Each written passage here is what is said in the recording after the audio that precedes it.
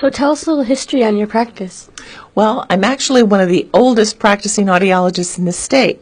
I started 46 years ago working for a group of ear, nose, and throat doctors. Many older adults would recognize the names of Doctors Blanchard, Devaney, Parker, and Willis.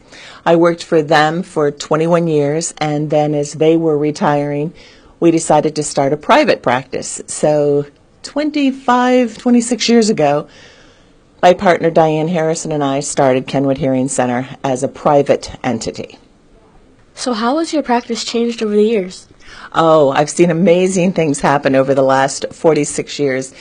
When I started, hearing aids were very, very basic. You had one hearing aid for people with mild losses, one for people with moderate losses, and one for people with severe losses. Today we have digital technology, which has revolutionized the way people hear with amplification.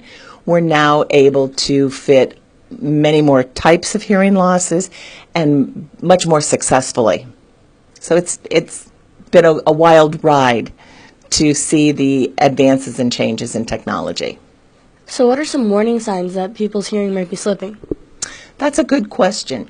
I'm going to give just some random thoughts on that. If someone's talking too loud, if you say, gosh, Grandma talks too loud, that's a sign. If people say, huh, or what, or if people just ignore you, you might ask your grandmother, Grandma, what do you want to drink for lunch? And she doesn't respond. That's a good indication. If you walk into someone's home and their TV is too loud, another indication that they're not hearing well. Or if they don't answer their phone or they don't answer their door, those are all good signs. And it's so critical that we diagnose them and treat them early, because we now know that untreated hearing loss leads to dementia or memory issues. So we want to get people diagnosed and get them treated. And with today's technology, it's so much easier to do that. So what are some misconceptions people have about obtaining a hearing appliance? Okay. Well, one of the biggest ones is I think they feel that it makes them look old, and it's not an age situation, because we live in a noisy world. People as young as their 40s, 50s need amplification because they've abused their hearing.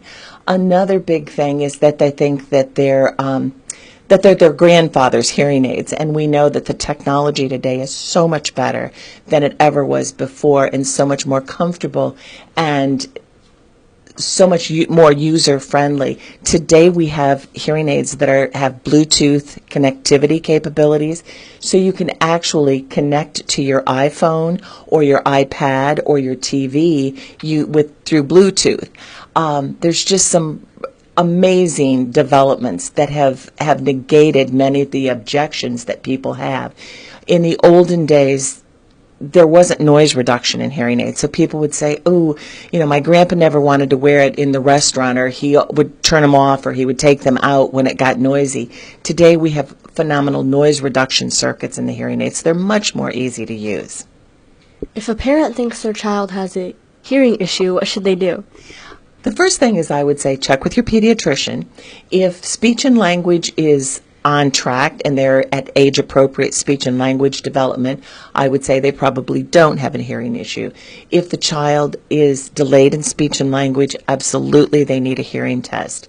If a child has earaches or is always pulling at their ear or has drainage from the ear, then I would say pediatrician, ear, nose, and throat doctor, audiologist, and get the child tested and treated. Most children today in the state of Ohio are tested at birth, so we're not seeing the hereditary losses that we once did. Later in life, they're diagnosed very young, but we do still see children who have ear infections or progressive losses or losses due to other conditions that need to be diagnosed after infancy. And we can test babies as young as at birth through something called a BEAR test, where they actually do brain waves that they test. We can do behavioral testing as young as 15 to 18, 20 months, where we can actually put them in a sound room and do testing. So do you have any memorable success stories? Oh, after 46 years of doing this, yes, I do. I remember the man who came in and he was being tested because his wife wanted to choke him. He had left her a note that said, "Call a rock fan's dad." And she couldn't figure out why she would be calling a rock fan's dad. And it turned out that it was actually, she was supposed to call Roxanne's dad. And so she made him come in and get tested because he obviously didn't take the message well. But another one that really wasn't so funny, it was a husband-wife situation again, where the man was interviewing for a job, and it was a high-level job. They invited the wife in for the final interview, and the man said something to her, and she smiled and nodded and said, "Oh, that's nice." So when they got out of the interview, her husband grabbed her and said, "What do you think he just said?" And she said that her son got married last summer. And she had said, "Oh, that's nice." What he had said is his son had been murdered last summer. So truly that afternoon she was in here to get her hearing tested and get hearing aids. But the best story is the little 104-year-old who came in to get hearing aids, but she was only going to buy one because she was 104 and she wasn't going to live so long. The next year when she turned 105, she came in to get the other one because she was going to have a big birthday party. She went on to be 112 and still wanted another new set of hearing aids at that point. So I've had a lot of experiences helping a lot of people here, and I say it's never too early to be tested, and it's never too early to get help. If people would like a consultation, what should they do? Give us a call.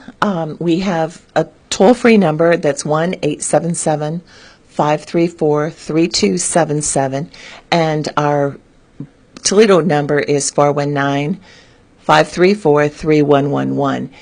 We have 3 locations. We have an office at the Wood County Hospital, at the Fulton County Hospital, and at the corner of Central and Secor here in Toledo. We urge you to call. We do free consultations, hearing tests. There is a charge for those, but most insurances will cover at least the first-time hearing test. So I really urge people, if you think you or somebody in your family has a hearing issue, the quicker that they're tested and treated, the better. Well, thank you for your time. Thank you for having me on today. This is Milena with Toledo Digital Media Club.